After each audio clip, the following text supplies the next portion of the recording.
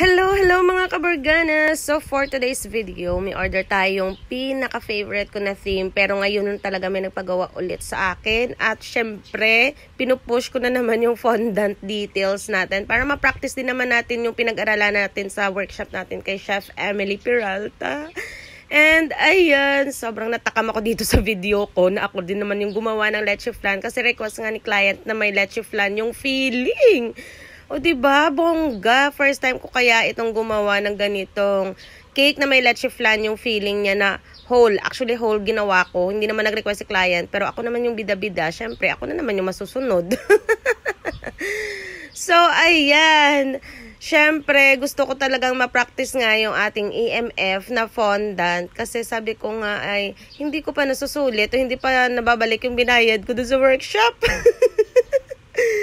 Anyway, ito pala yung inspo ng ating cake. And syempre, ito yung color na paggagayahan ng ating cake natin. Sorry po. And syempre, ginaya ko nga yung color niya na dark violet, dark pink, dark turquoise, turquoise, whatever kung ano yung pronounce nun. Bala kayo dyan. At ayan yung ating wave effect sa ating cake. And syempre, reflex ko tong aking mga EMF na mermaid tail.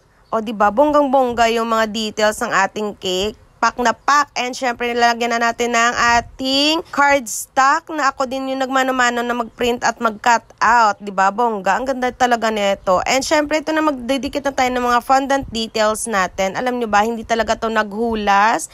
Hindi to nagmoist, hindi to nataktak or nagkalaglag yung mga pinangdikit-dikit ko dito ng mga seahorse, mga starfish, mga ganyan-ganyan, na fondant, o diba, bongga talaga.